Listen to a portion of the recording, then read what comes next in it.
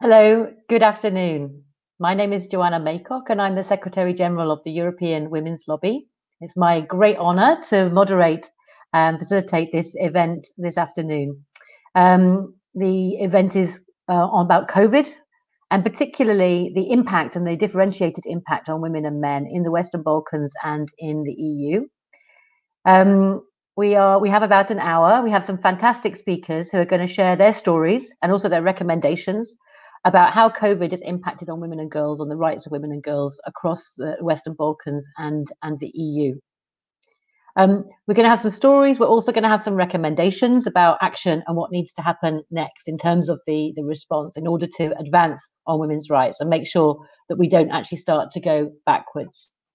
It's really with a great deal of gratitude that I'm here with you all today and looking forward also to hearing the questions and comments which you might have. So please feel free to add any comments or questions in the comments box in the YouTube channel. We as speakers and myself as moderator, we will be able to see those comments and we'll be able to respond to them in the Q&A section, which is the second half of the hour that we have together. Perhaps the first thing I wanted to say before I hand over to Ristin for opening remarks is I really wanted to acknowledge and honour all of the amazing work that all women are doing across the European Union and across the Western Balkans in these extremely difficult and challenging times. The stories and the recommendations that we're going to hear this afternoon are not abstract or distant, but they are stories about real lives and are impacting on all women and girls, in fact, throughout this crisis and the response to it. So they reflect really the lived realities of all of us.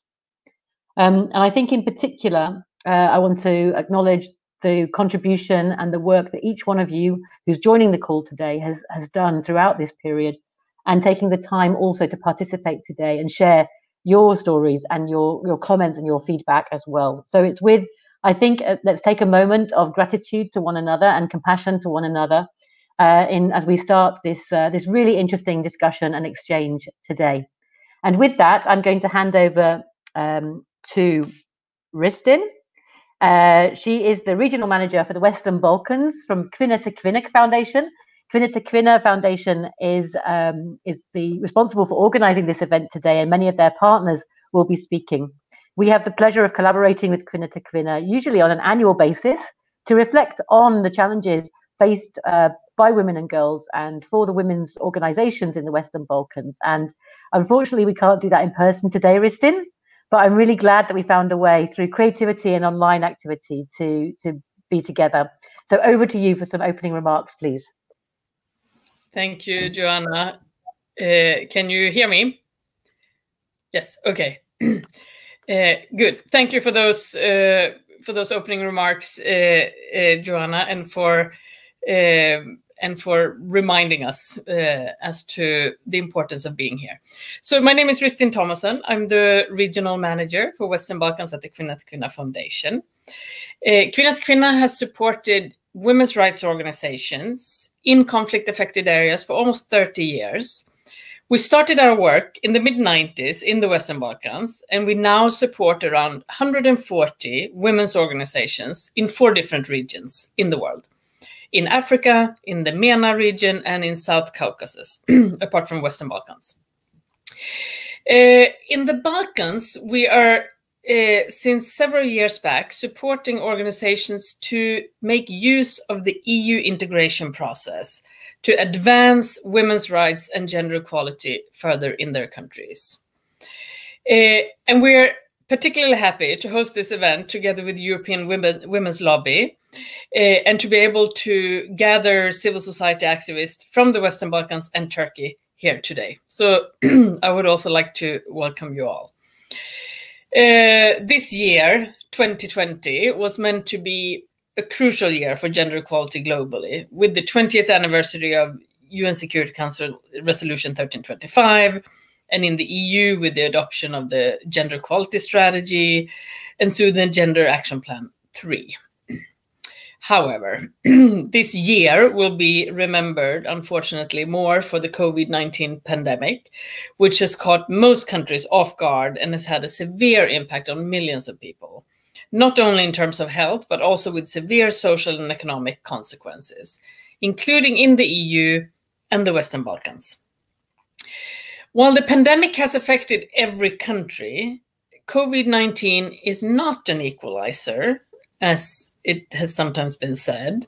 In fact, it has contributed to further exacerbate pre-existing inequalities as a consequence of restrictive measures put in place by governments to limit the spread of the virus. For Kvinna till Kvinna and for most of our partners working for women's rights, this crisis has meant repurposing our work to respond to new needs emerging as a result of the pandemic. Once again, as often seen in crisis situations, women's rights organizations have been among the first to respond to the needs of their community, including by providing aid, providing information on preventive measures, or responding to increased number of cases of domestic violence that has been widely reported. At Kvinna till Kvinna, we want to take this opportunity today to hear from activists in the region about the impact of COVID-19 in their countries, but also to focus on how the response to the crisis, both by national authorities and by the EU, should better take into account the needs and priorities of different groups, including those of women. Also, as the EU is developing specific measures to support recovery from COVID-19, both within the EU and the Western Balkans, such as the recently published Investment and Economic Plan for the Western Balkans, we want to make sure that these needs and priorities are addressed.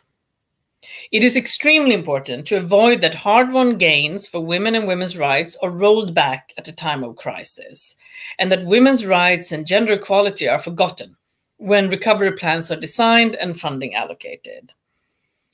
Also, women's rights organizations and other civil society organizations should be recognized for their absolutely crucial contributions in response to the pandemic and should receive adequate and flexible funding to be able to continue to do their important work in this new reality. It is my pleasure to share the floor with some of our partners and other colleagues for this discussion, and I wish all of you an interesting discussion and event. Thank you. Thank you. Thank you so much, Ristin, for those words and for really placing the context of the discussion, the important discussion today. Everything you said, I can assure you, resonates with us at the European Women's Lobby. The sense of this being really a watershed year, 2020, and having to really refocus and repurpose actually all of our advocacy, our campaigning, and our work in our network on how we respond to this particular pandemic, how we build resilience for the women's movement, and how we put pressure on decision makers to understand the differentiated impact on women and girls of the COVID pandemic, but also of the recovery packages. And so I'm sure we'll be able to share a little bit more about what we've been doing as the European Women's Lobby, as the largest network of women's organizations in the EU, including some members in the Balkans, and what we've been doing to really build awareness and understanding amongst EU decision makers and governments about the differentiated impact. But I don't want to take up too much time before passing the floor really to our fantastic panel of speakers. And also to say just once again to all the people who are joining, you're really very welcome. We're really excited to have you here, and I'm sure you're going to learn a lot and also have a lot of opportunity to shape really the recommendations that go forward.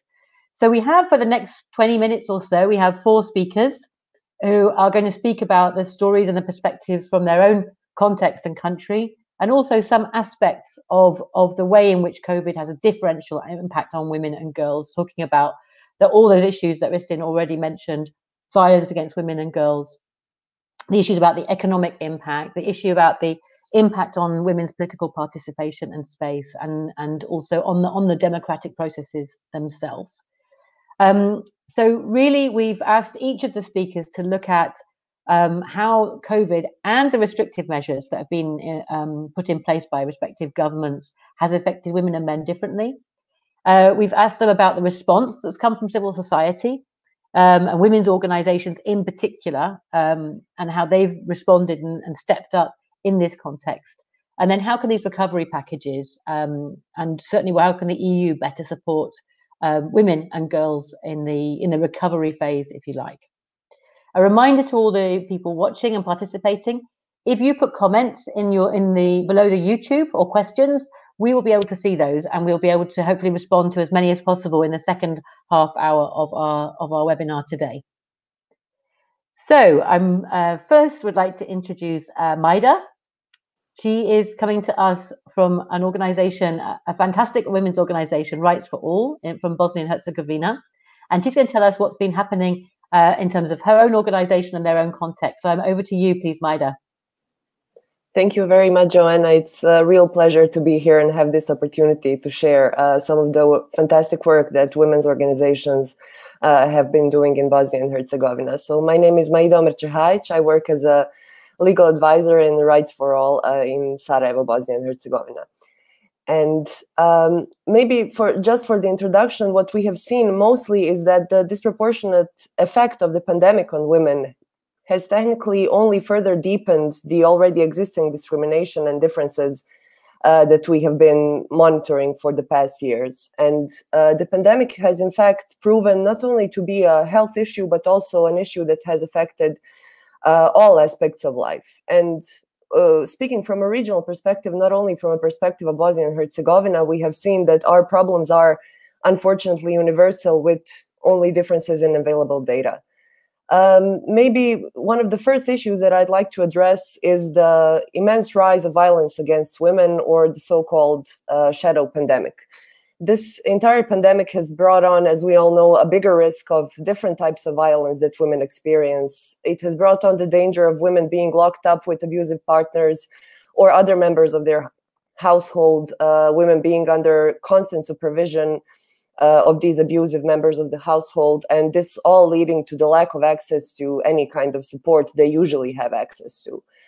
We have also seen information from shelters in Bosnia and Herzegovina which show a 20% increase in calls to helplines during the first wave of the pandemic, particularly, and during the lockdown phase in Bosnia. The institutions that were actually meant to respond to this challenge have unfortunately shown that they have no plan of action for this kind of crisis situations. And most of these institutions were also inaccessible during the lockdown. Shelters and women's organizations who deal with this issue on the field were not provided with much concrete support, and they were actually ignored as relevant actors in this entire response process, without any emergency guidelines being provided in order for them to have in order for the entire country basically to have a somewhat systematic and quality approach. We have also seen backlogs in courts for cases of gender-based violence, more specifically in treating these cases as urgent during the lockdown when courts worked in limited capacities. Unfortunately, I have to say that we have seen that institutions have failed in providing support in all sectors, and this is perhaps most visible when it comes to reacting to the rise of gender-based violence. And the second issue I'd like to address is something that was perhaps not talked about enough, and these would be the extreme economic consequences that the crisis has had on women in comparison of men, which will be felt long into the future.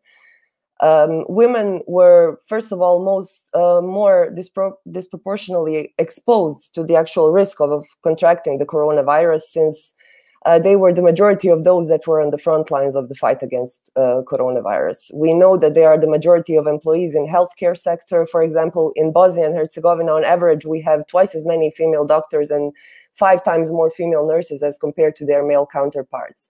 They were also the majority of employees in social work sectors, as well as in all of those service providing sectors that stayed active and were not closed during the lockdown, where we have also seen that at the beginning of the pandemic, these women in certain industries were also not provided with adequate protective equipment for their work. The pandemic has also particularly affected women as small business owners and owners of services, such as those who were closed during the first wave of the virus, for example, different types of beauty salons, hairdressers, etc. There is also a disproportionate effect on women in the informal economy sector, particularly in the high-risk sectors, where women also comprise the majority of employees in this field, and these cuts in this sector particularly affected those women who are employed, for example, in household maintenance and or childcare for families. We have also seen that the already existing burden of unpaid work in the household and care for the elderly and the sick has become even greater. And this is particularly applicable to single mothers, especially for those who had children in school and who had to help them with the online schooling system that was activated during the first period of the pandemic in the country. This entire situation of women and their economic and social rights is unfortunately accompanied by the issue of the constant lack of relevant gender desegregated statistical data, because we have yet to see available official information on citizens who have lost their jobs due to the pandemic desegregated by gender. And we are also lacking a uniform approach in daily reports in all parts of the country for persons who were infected by the virus or who have deceased from consequences of the virus. Now, when it comes to actually responding to the crisis, what we have noticed is that the best response actually came from human rights organizations and women's civil society organizations. And as we have been saying for a long time, CSOs have taken over several roles of the institutions already, and this burden has unfortunately become even greater during the pandemic. Civil society has definitely shown that it reacts to crisis and adapts much better and much more efficiently, and that they can reorganize their work faster and successfully adapt to any new conditions.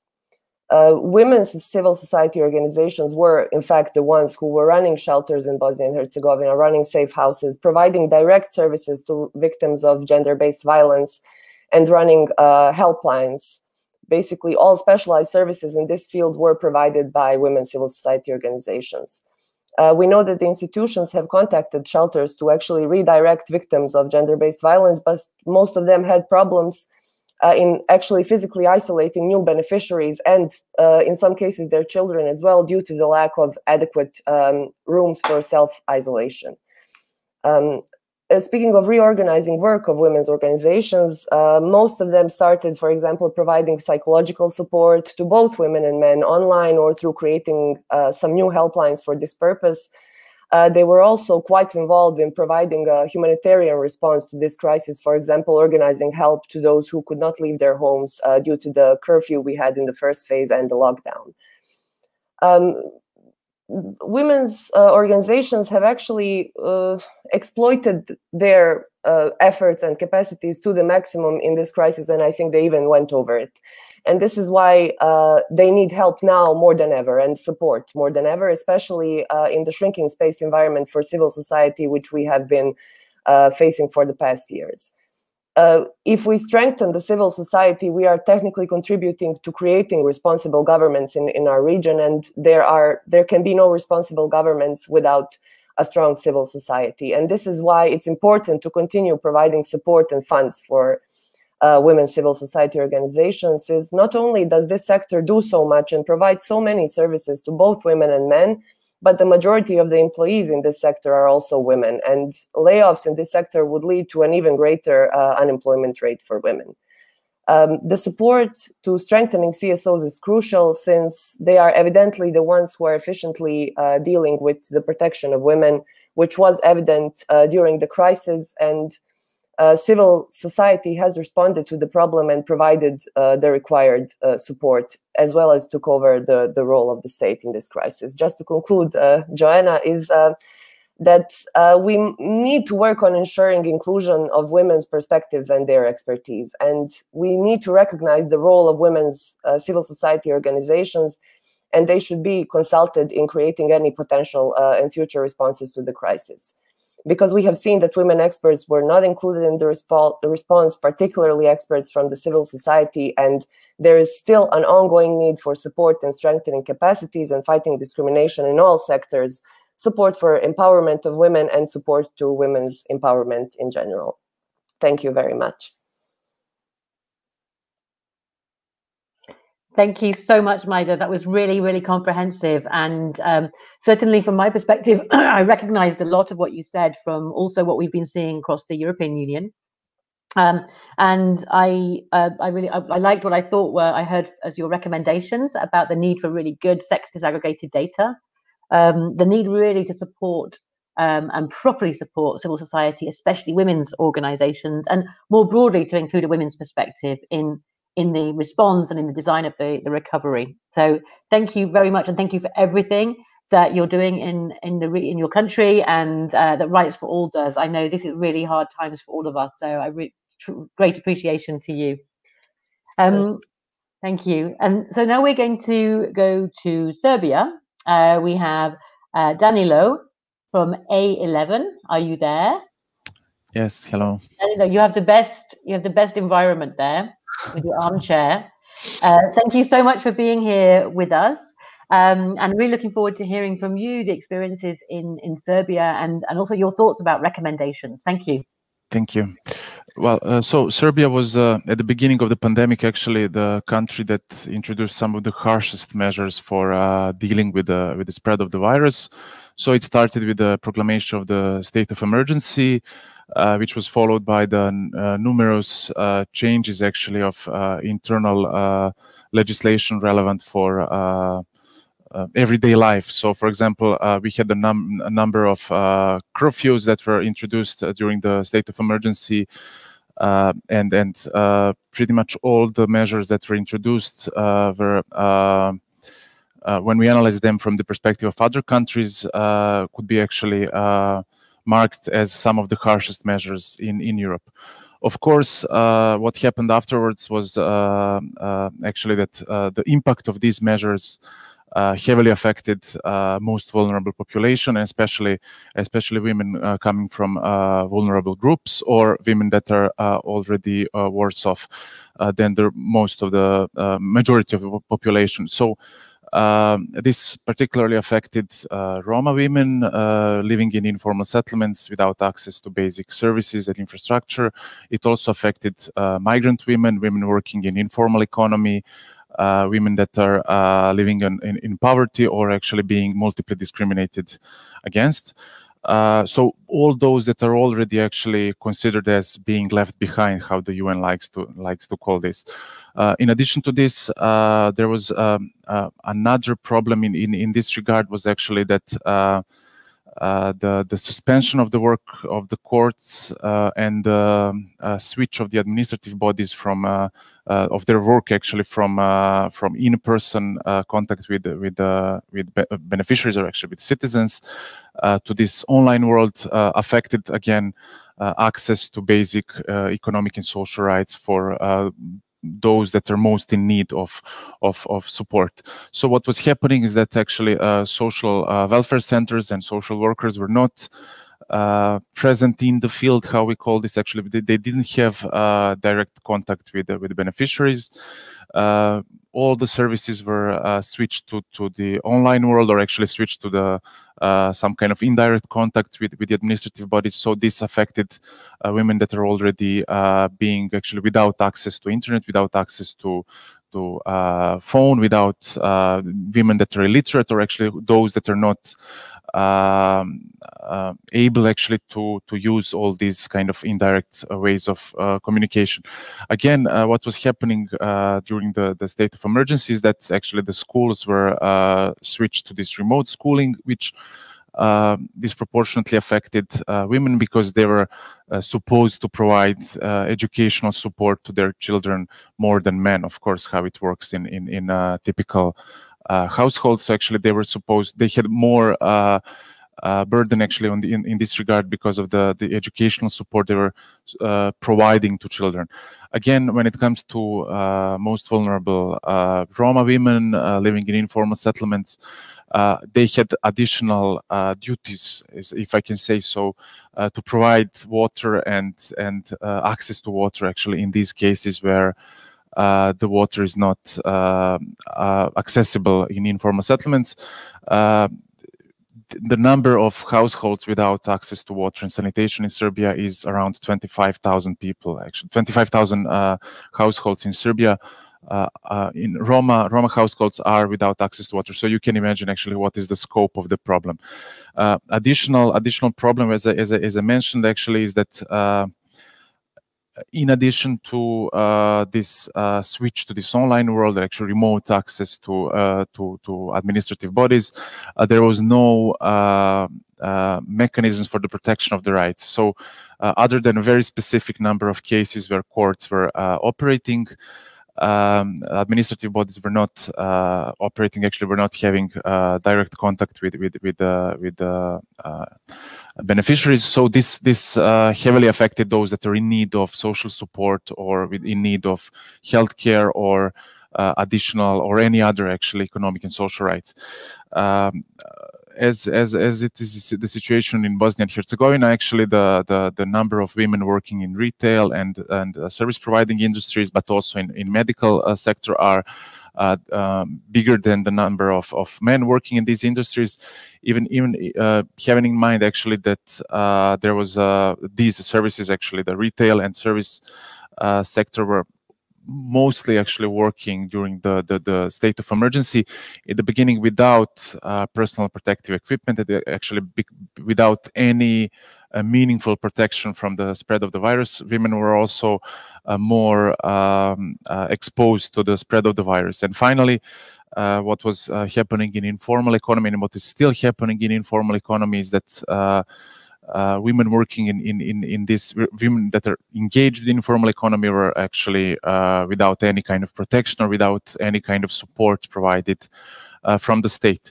What is Serbia is actually I can say interesting an example in the region, because this is actually the only country in the region that failed to introduce any of the measures that is going to target socially vulnerable groups. So this also affected women, and especially women coming from poorest communities.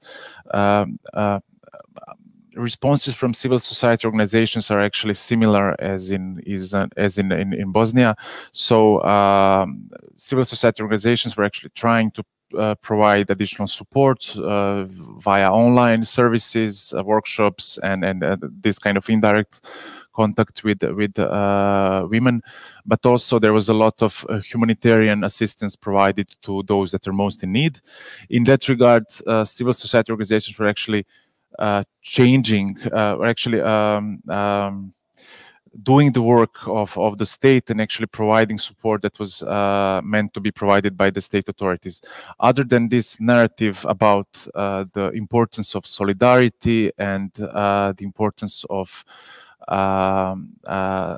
support between different groups that was coming from the state authorities, there was no specific measures targeting population that was mostly actually in need of additional support, especially women coming from vulnerable groups, Roma women, migrant women as well, and women engaged in informal economy. So actually the situation is very, very bad, and we are expecting that the number of people living in poverty, now it's every fourth citizen of Serbia is at risk of poverty. After this crisis, we can just expect the numbers that are going, that the numbers will rise, and that if the government does not decide to introduce specific measures and targeted measures for additional support for those that are most in need, we will have even worse situation in the coming years.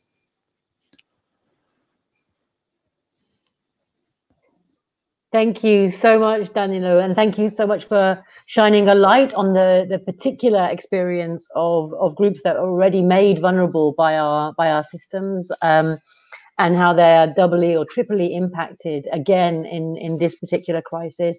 Thank you also for talking so clearly about poverty and the poverty that women are experiencing in different groups of women, and some of the causes and responses there.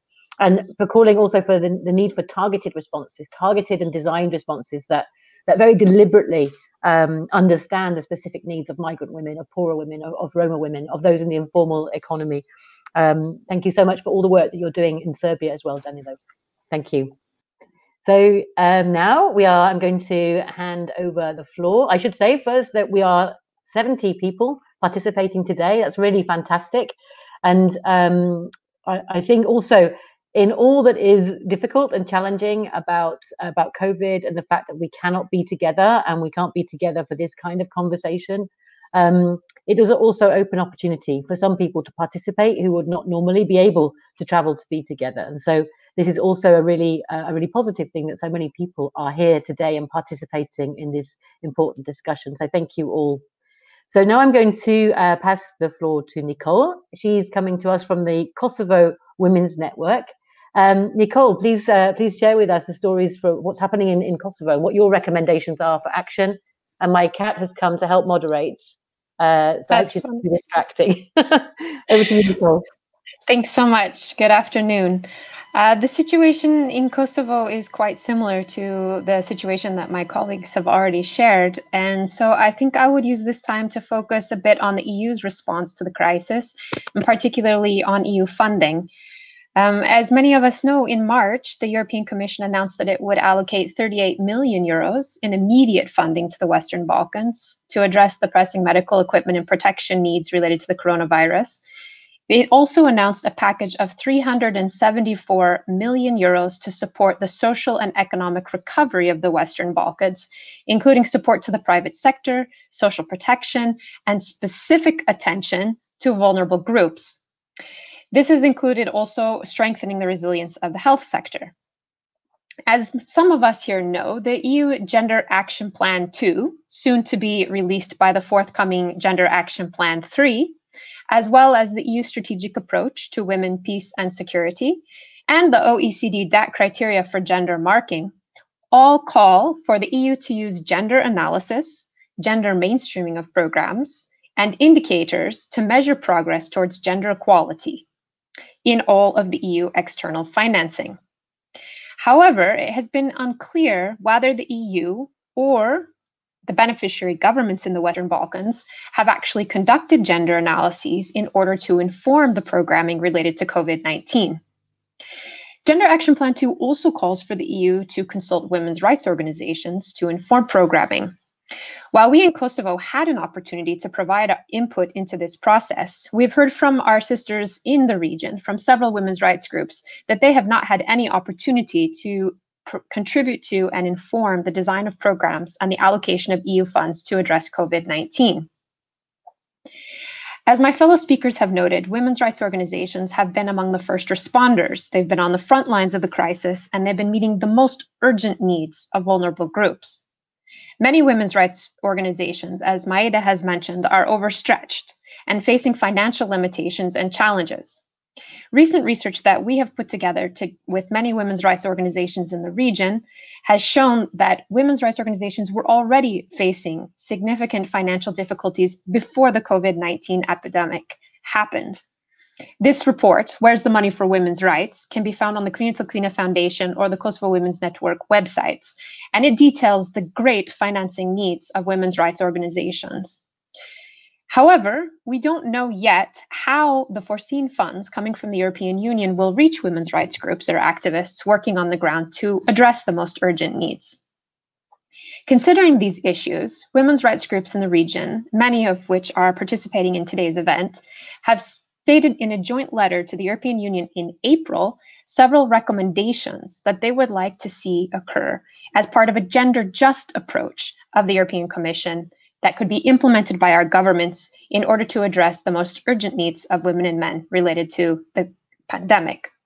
I would like to highlight a few of these recommendations that have been made. We have suggested that the European Commission and EU delegations and offices should ensure that the EU support to the Western Balkans in response to the coronavirus pandemic, including the next generation EU and economic and investment plan for the Western Balkans, consider the often differing needs of women and men. In order to do this, as per Gender Action Plan 2 and hopefully 3, the European Commission and EU delegations and offices must consult with women's rights groups as experts in this field in order to inform the programming and also to recognize their expertise. The European Commission should make obligatory ex-ante gender impact assessments in order to inform the design of EU-funded actions. These steps would be in line with the European Commission's commitments to further gender equality and would fulfill commitments made in the Gender Action Plan. The European Commission should also make obligatory the gender mainstreaming of all programs, as well as support some standalone programs that are focused explicitly on furthering gender equality and addressing issues that have been identified through gender analysis. This has been recommended as an approach by the European Institute for Gender Equality. The European Commission and delegations and offices should politically pressure governments to urgently allocate emergency funding for shelters and other autonomous, experienced civil society service providers, such as SOS hotlines, in order to ensure that they have sufficient human and financial resources for functioning during the epidemic, as well as for supporting cases during recovery. Those of us who work in these areas addressing violence against women know that recovery services take a lot of time and thus significant resources, which are currently not allocated or funded by any of our governments. In the short to midterm, the EU should ensure economic recovery programs include a gender perspective, especially related to the informal economy, women's unequal burden of unpaid work, and access to resources for business recovery and development. The EU should encourage governments to ensure access to humanitarian aid packages, virus testing, and healthcare for women in rural areas, minority women, and women with different abilities who face added barriers in trying to access assistance, particularly without functioning or safe public transport. The EU should also allocate resources, such as through the civil society facility at the regional and delegation level, for civil society groups to monitor and hold accountable to democratic practices and human rights commitments our governments, considering that these may be undermined during the crisis. This includes funding for research and monitoring the situation from a gender perspective in the mid to long term to find out the differential impact that the economic recovery policies are having on women and men. The EU should identify opportunities for civil society's improved access to urgent funds that are flexible and transferable from year to year. Finally, in the broader processes, particularly related to the Instrument for Pre-Accession 3 and the Neighborhood Development and International Cooperation Instrument, NDICI, for external financing of the EU should require as obligatory gender analysis, gender mainstreaming, gender equality specific objectives, and indicators to measure progress towards gender equality. Only by making these obligatory can we ensure that gender is considered in all of the EU's external financing. We as women's rights groups have offered in writing and continue to offer our willingness to partner, to share our expertise, to cooperate, and to support all of these efforts. Thank you. Thank you so much, Nicole. And I know from the comments, there was a lot of feedback from the people, participants watching, about how much they appreciated those recommendations. I hope it also responded to an earlier question about what are the recommendations to the EU. So just once again, to share with all of the participants that there are a couple of reports that Nicole mentioned and that are the subject of today's discussion as well. One is the report, Where's the Money for Women's Rights, which you can find on Kvinna til Kvinna's website or on the Kosovo Women's Network website.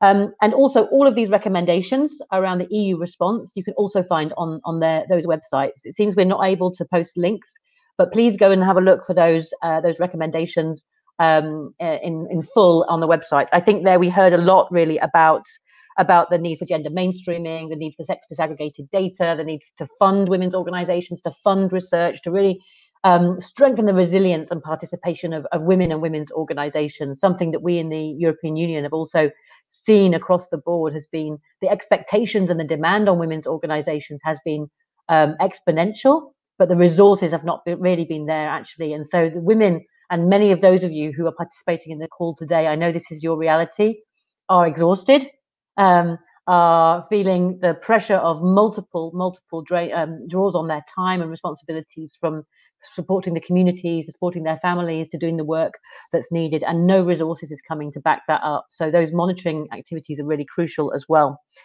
And then before I hand over to Aslihan, who's the EU representative of the European Women's Lobby Coordination for Turkey. She's a member of the European Women's Lobby Board.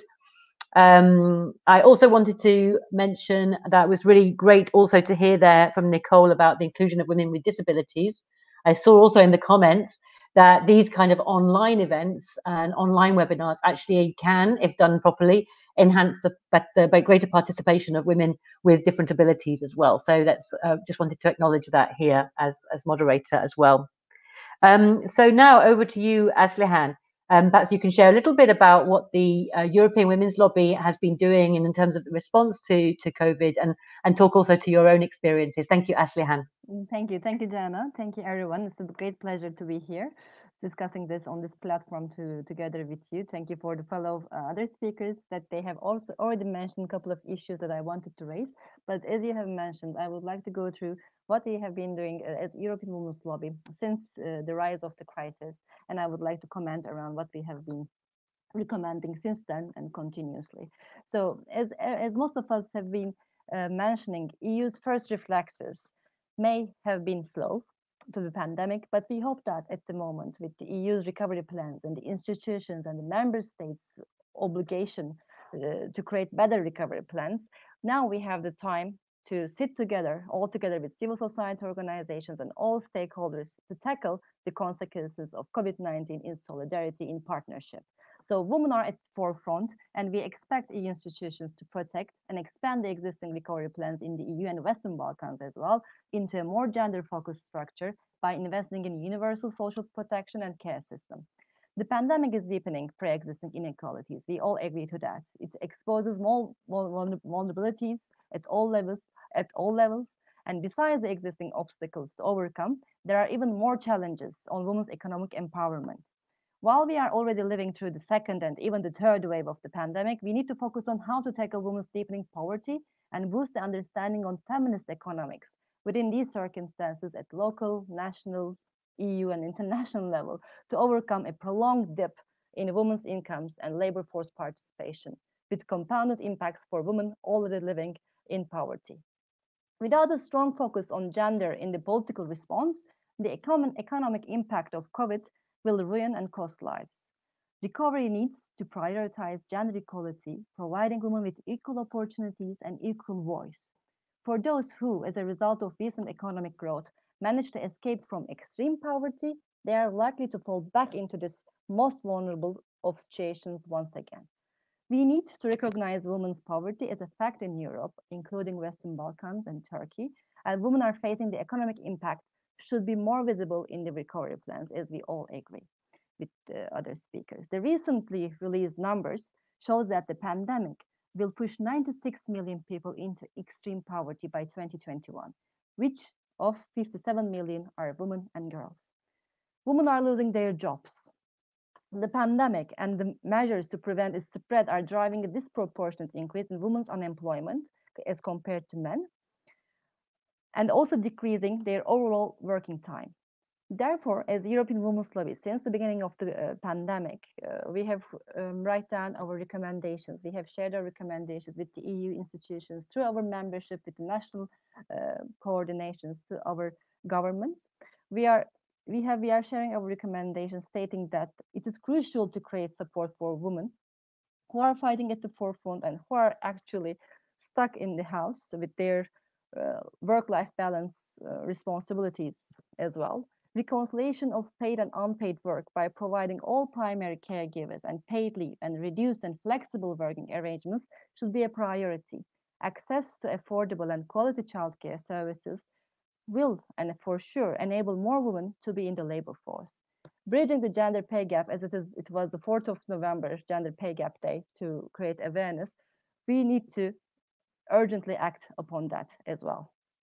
So it is very important to use our, I think we will be able to share our recommendations, and you will get those as well. We have been, you can go to European Women's Lobby's website for further information on that too. As many of the speakers also mentioned, digitalization is very important. We are here doing this meeting together thanks to digital, platforms. But how far girls and women have access to these platforms, as mentioned by our colleague Danilo as well? How rural women do have access to digitalization? How far we are creating opportunities or capacity building for women and girls to create skills around digitalization, skill development programs. This should be at the forefront, in the core of the discussions of digitalization as well. So how far working environments and how far the flexible working hours has an impact of the family responsibility, work-life balance for both women and men should be at the core of our discussions as well. As yesterday, there was this meeting of the ECOFIN, European Women's Lobby, also shared their demands, our demands, to the governments and to the EU institutions to be aware of how these recovery plans are actually stressing and ensuring the public spending is focusing on equality gaps. And we reminded them how they should really take in the gender mainstreaming and gender budgeting in the design of these recovery plans. And we have also repeated our expectations on MFF, the multi-annual financial framework, where it is still not decided and where gender perspective is still lacking, should be really, very well considered, and following up the European Parliament's suggestions to increase the 15 programs under the MFF. It's a bit technical, but it is very important. Nothing is technical enough if gender perspective and gender budgeting and gender mainstreaming is fully implemented.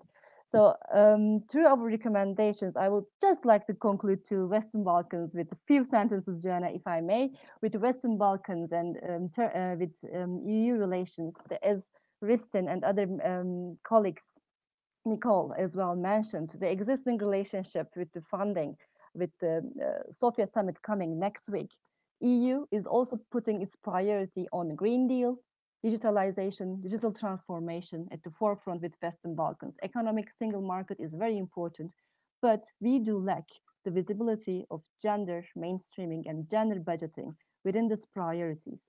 So it is very timely for women organizations, for civil society organizations to create this awareness within our recommendations, to make it more visible how the decisions are made and how far our support and our existing demands are visible within the shaping of the recovery plans. Thank you all. Thank you so much, Aslihan, and thank you for also sharing the key recommendations and the work that the European Women's Lobby members throughout Europe have contributed to under, again, extremely challenging circumstances, really pulling together stories, evidence and recommendations that we've been tirelessly using towards the EU member states, the European Parliament and the European Commission to help them understand the differentiated impact on women and girls and different categories of women and girls also in the EU, and trying to press really the need for the EU to deliver on its actual commitment to gender mainstreaming and gender budgeting, which unfortunately we have not seen to date. So we're really looking at how we can put pressure on the budgetary authorities in the EU, the Parliament and the member states to really integrate a solid gender perspective in the multi-annual framework, in the recovery plan and in the specific funding.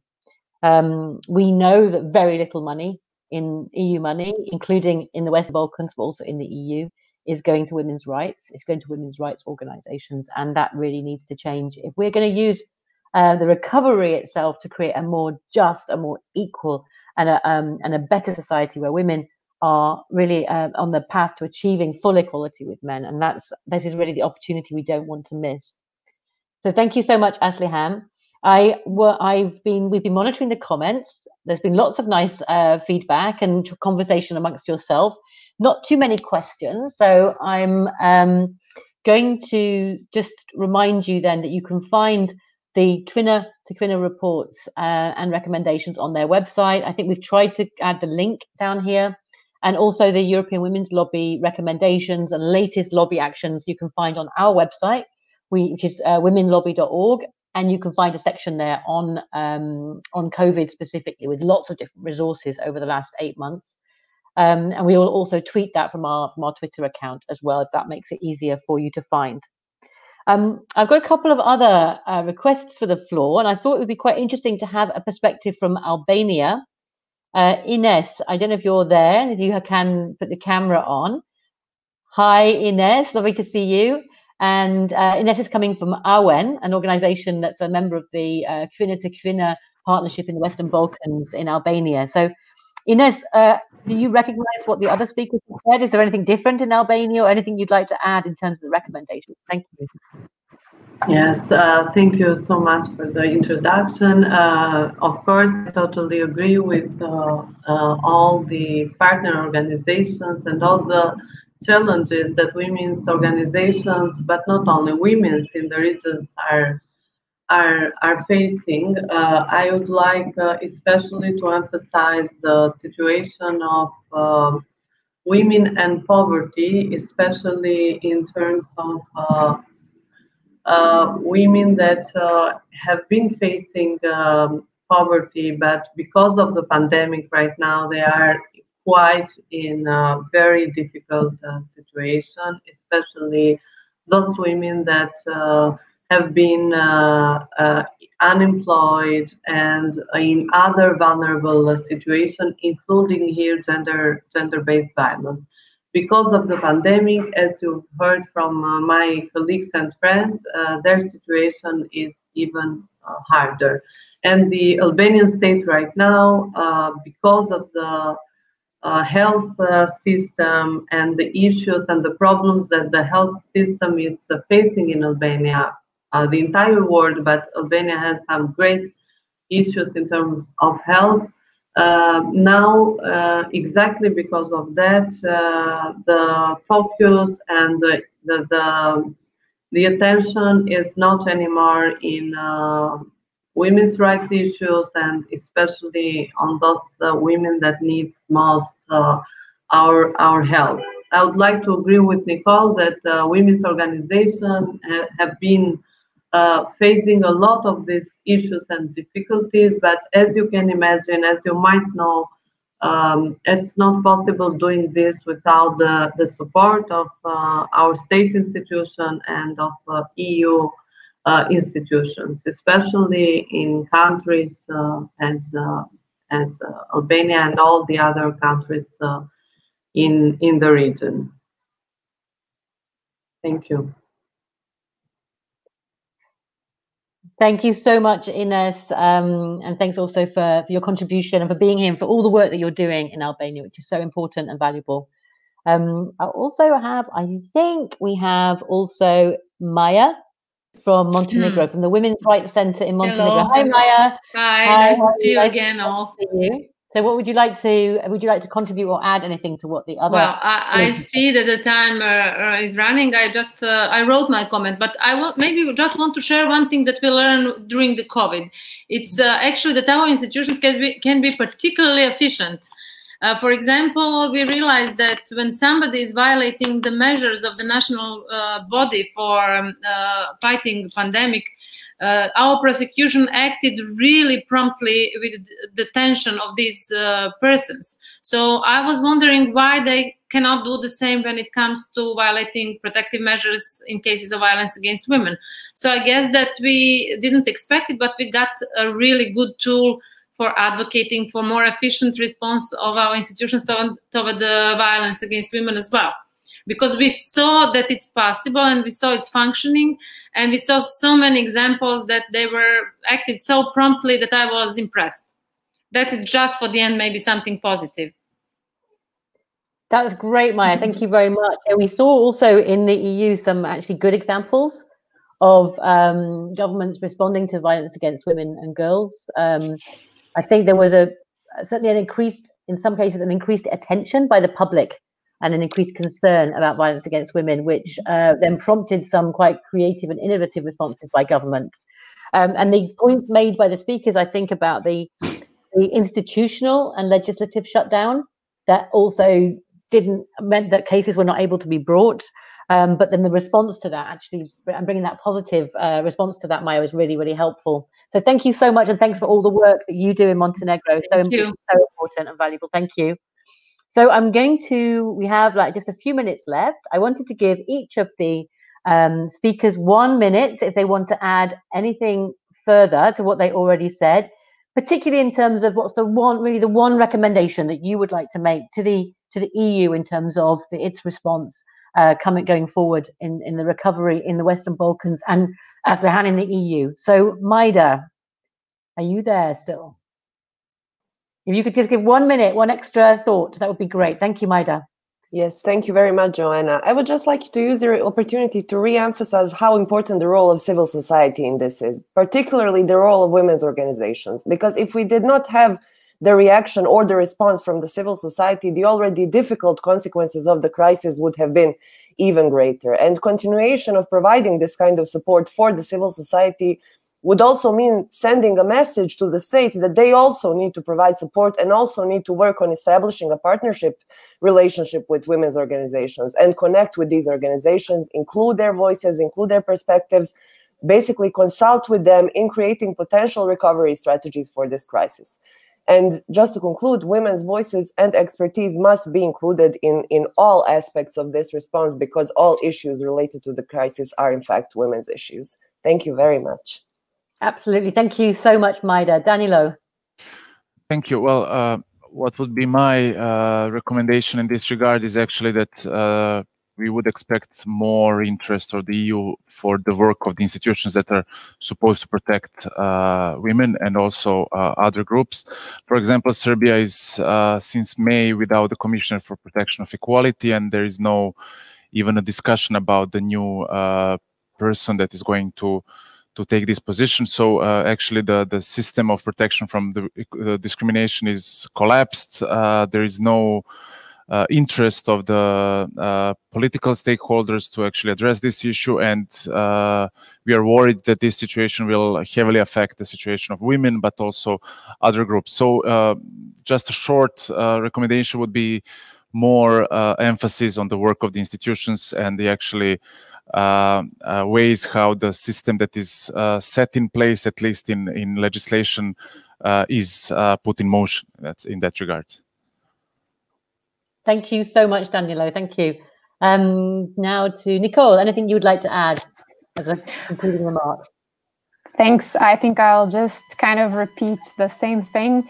Please, the European Union, in your Instrument for Pre-Accession 3, in the Neighborhood Development and International Cooperation Instrument regulation, and in other regulations on financing, please make obligatory gender analysis, gender mainstreaming, and gender indicators.